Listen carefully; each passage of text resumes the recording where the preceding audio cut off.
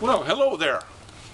Welcome to the Okanogan Forest chapter, clip 2 on shipping container cabin comments, questions, and answers. First of all, let me apologize to you. I ran out of battery in the last clip, but this is clip 2. So if you didn't see the first one, go back and see that one, and then you can see this one. I'm going to go ahead and continue. One of the big questions that I promised to talk about in the last clip was, and this is the words of someone that saw some of my earlier videos, where did you get it? How much did you get it for? And how the hell did you get it up there? Well, first of all, the company I got my container from is called Con Global. Con Global. Do a search. The important thing is not that you know that company, but that you do your homework on all the companies around that would have good reefers that you might be able to use for this application. And the big issue is, how did you get it up there?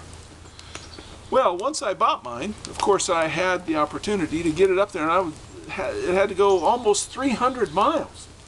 And I had to pay somebody to do it, and it cost me about $600. So you got to check again through all these things to make it work. But that's not really the whole story. The guy I paid $600 to haul it up there only got it within about 300 yards of where I wanted to be, and he threw his hands up in the air and basically said, "That's enough, I'm not going any farther." I had a very good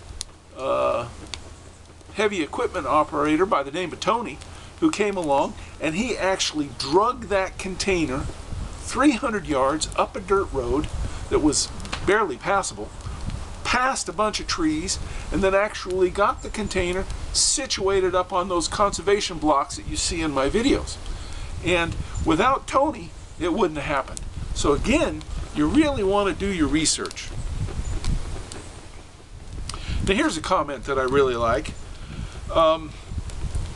With only one exit, they say, and a fireplace, and your bed at the end of the container, isn't that very dangerous in case of fire? Or if a bear came in the door. Now I got to tell you, there are bears all over the place in this country.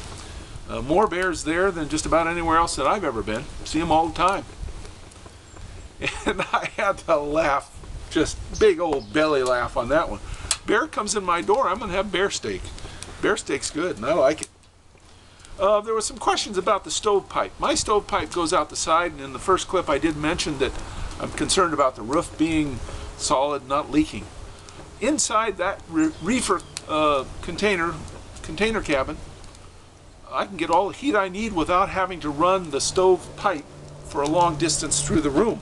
And so I don't need to do it, and that's why it goes out the side rather than through the roof, which would potentially be a leak.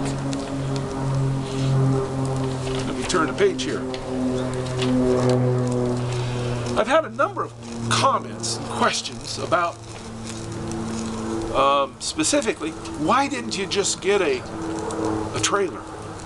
Why didn't you go find an old expensive trailer and just haul it up there and you'd be done with it? You'd have your windows and everything else. The fact of the matter is, the trailer just does not provide the same level of strength. Now you got to think about these containers. They're lifted onto boats and hauled back and forth across the Pacific and the Atlantic so many times. There aren't very many trailers that could live up to that much use. And so they're just built stronger and they're more solid. So in my application, it's really an advantage, and it's something that you would want to enjoy.